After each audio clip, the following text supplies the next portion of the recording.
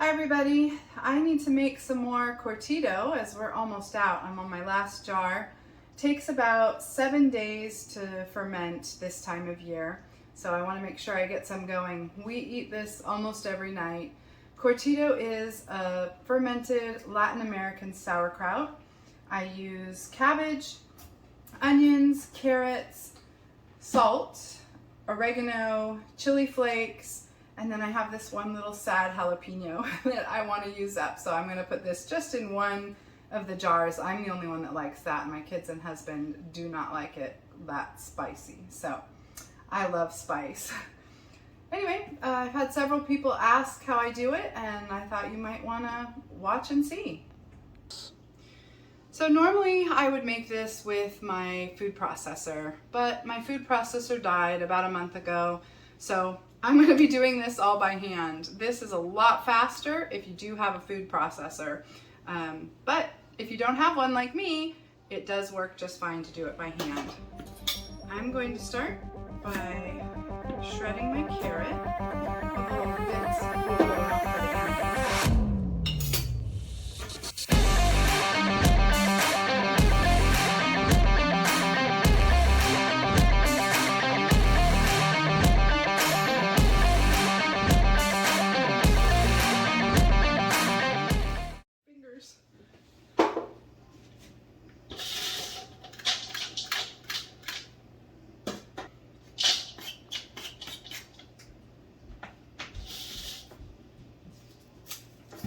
My onion.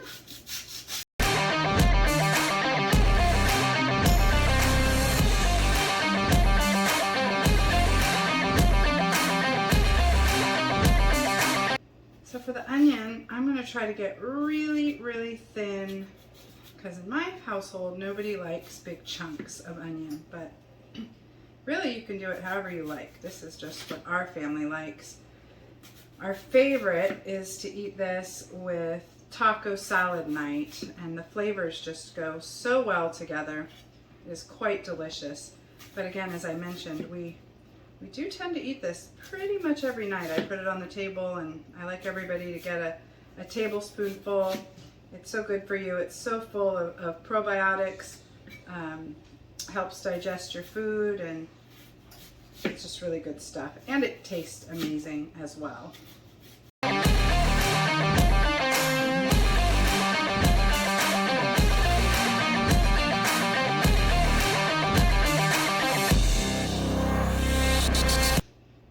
I find that if you chop your onion, like in the past, one time I tried grating my onion like I did the carrot.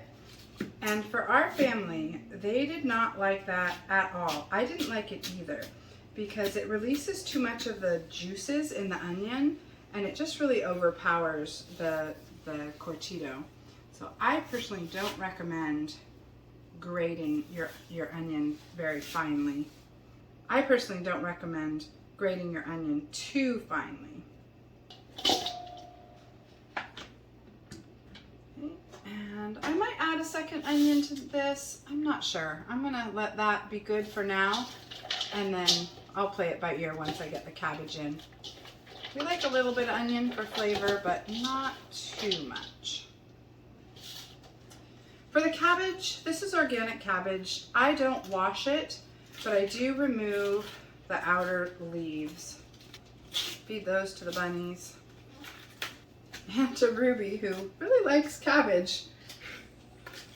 Do you have a dog that likes to eat vegetables? What's the most unusual vegetable your dog eats? Let me know in the comments.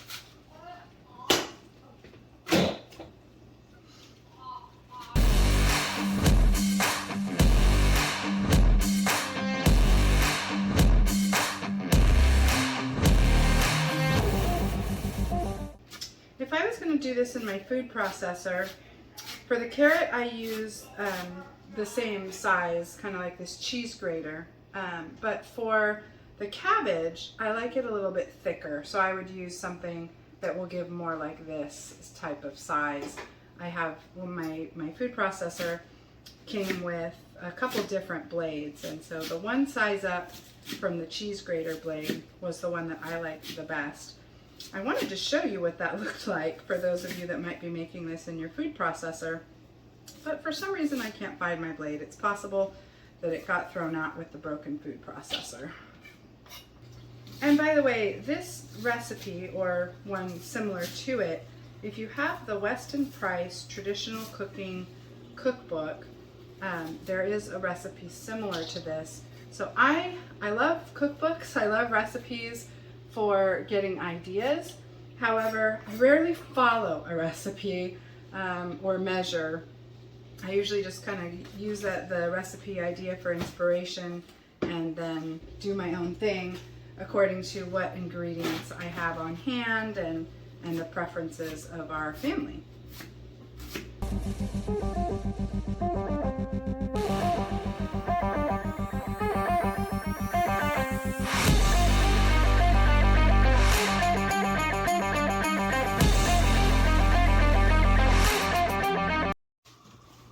So I'm on my last cabbage here, and I'm going to pull some of these pieces off, kind of larger chunks, as best as I can.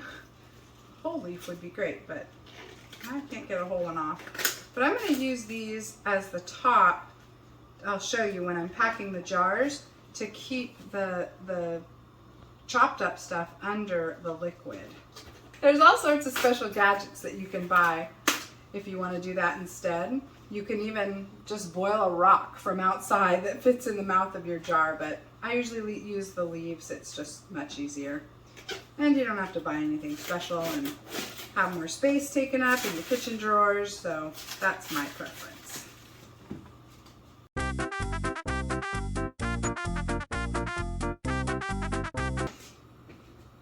All right, my one little jalapeno. Cut that part off. She fell out of the box when I was making salsa, and I didn't notice it was in the fridge till I was pulling out the cabbage to make this cortido, and I thought, oh no, look at this poor little jalapeno. I don't want her to go to waste, so I thought I would take her and put her into one of the jars. Why I'm calling a jalapeno a her, I really don't know. All right, so I'm gonna start. You guys, I don't really measure this, so my professional way of doing this is to salt it until it tastes a little too salty, because the process of the fermentation is going to eat up some of the salt, so it's not going to taste as salty as it tastes right now. Also, the salt, it helps to inhibit any bad bacteria growth while waiting for the good bacteria growth to take over. And I forgot, actually I'm going to pull a little bit of this out because we're having taco salad tonight and I want to eat my taco meat over a little bit of this fresh cabbage and onion. This will last for a couple days worth of salads. I like to have shredded cabbage in the fridge. I find that I can do a lot with it. Our family eats a lot of cabbage. It's such a budget-friendly food and also really healthy. Sometimes I buy it by the case from Azure Standard. They sell 40-pound cases and they have a good price. But also I've noticed that my local Sprouts has a decent price. It's actually about the same price as buying 40 pounds from Azure. I find that if I buy a 40-pound case, I have a little bit of a difficult time using it all up before they start to get a little bit funky. So I can buy maybe 15 pounds at a time from my local Sprouts. It's the same price as buying a 40-pound case, and I don't have to worry about using it up before it starts to turn bad. So again, I have chili flakes, oregano, and salt. So, and I'm just gonna put these in until I think it tastes right. And it's totally up to what you and your family enjoy.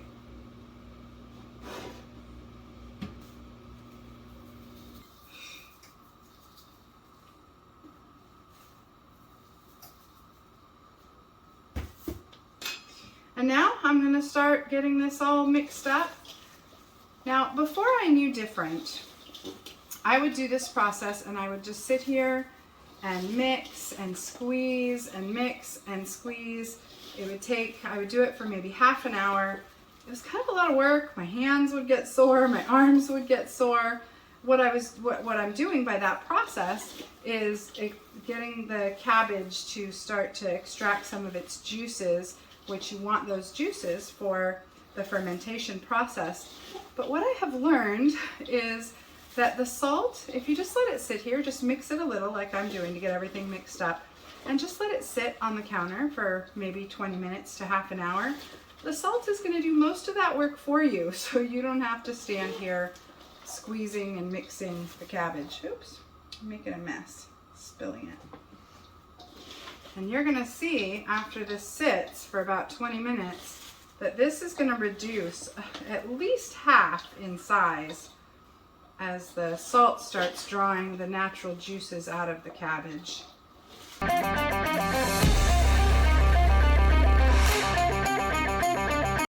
going to give it a taste now that I think I have the salt mixed in pretty well, and see if I think it's salty enough or if it needs a little bit more.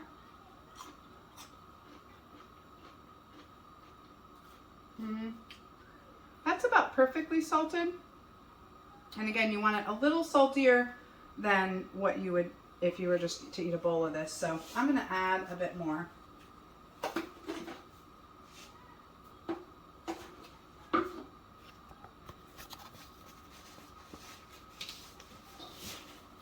And mix again.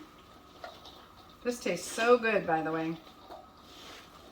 Even like this, it makes for a yummy salad. So always plan on making a little extra and then pulling some out and eating it with dinner that night. And I'm going to taste it again. This is a messy process, so there's plenty of cleaning up to do afterwards, but that's okay. It cleans up easy. I'm going to take out any of the little hard pieces of cabbage. I don't necessarily like those very much. A little hard piece of onion too that I didn't get out.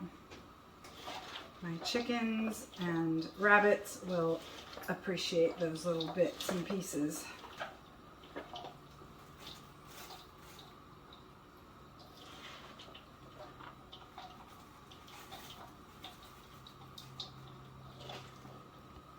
All right, another taste test.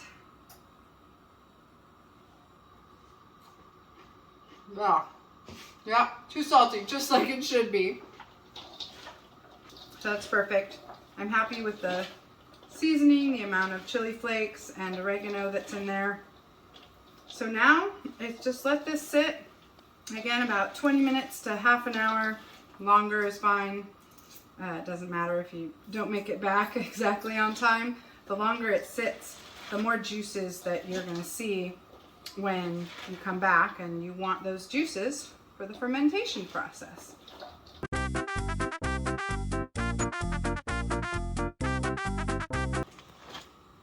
You see all that? That is, I didn't add any water to this. That is just the salt drawing out the natural juices of the cabbage. Made a bit of a mess. You can see how much this is decreased in size. And this is ready to start packing into the jars. You can kind of see all the juice dripping out of that. That is exactly what we want. All right, so this is just the tamper for my Vitamix. Some people have nice wooden tampers. Again, there's lots of different tools that you can purchase to do this job. I just tend to use what I have laying around the house. So these are clean and sterilized jars, and wide mouth would be actually a bit better, but I only have a few wide mouth. The rest are fermenting kombucha and water kefir right now, so I'm going to use some narrow mouth. Pack my jars nice and full because it's really going to tamp down. This is the one with my jalapenos in it. I need to make sure and mark it. You'd be surprised. You'd think you'd be able to see them, but once it's all fermented in there, it's kind of hard to tell what's what. All right. I'm going to start tamping this down. I don't know how well you can see. I'll hold it up for you to see in a minute. But it's tamping down, and then look at all that juice rising to the top. Lots of brine in there. Let you see that. I'm going to add some more because there's room. And use my fingers. You don't want to fill it too full because as it ferments, it does tend to bubble up and out. And another trick that I learned early on so that I don't have a huge mess to clean up all over my countertop is I'm going to sit these glass jars on a cookie sheet so that if they do bubble over, it's just easy to clean up the mess. Look at all that. That is no added brine. Again, that is just from the cabbage, what the vegetables have, the juices the vegetables have released. So I'm going to take one of these pieces of cabbage and stuff it down so that it helps it to stay below. You want your vegetable here to stay under the brine so that no bad bacteria grows in there.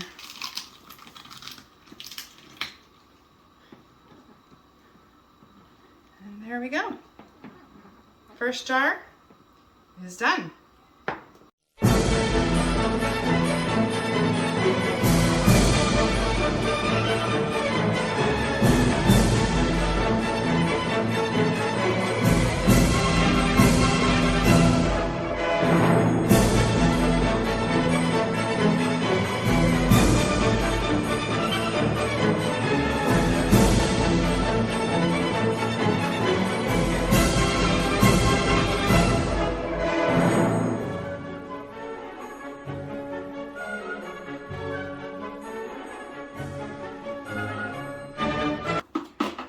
So that giant bowl made 4 quarts of Cortido. I'm gonna put lids on these, rinse them off, and then put them on a cookie sheet and set them at the top of my cabinets to ferment for between 5 and 7 days this time of year. In the summer, it could take as little as 3 to 5 days, but it's a little cooler right now. So you can see how much it shrinks down. This is absolutely delicious. I'm actually going to show you what it looks like when it's done. So this is a jar that has already been fermented. You kind of see what it looks like there. And I'm going to take a bite because it is so delicious. The smell is making my mouth water. Mmm.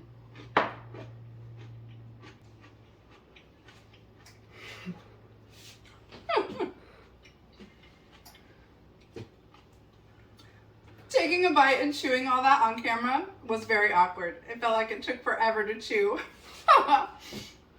Anyway, it's delicious. It's crunchy, it's tangy, and it's good for you. So thank you for watching. If you like this video and want to see more of what we do here on the farm, make sure you like and subscribe.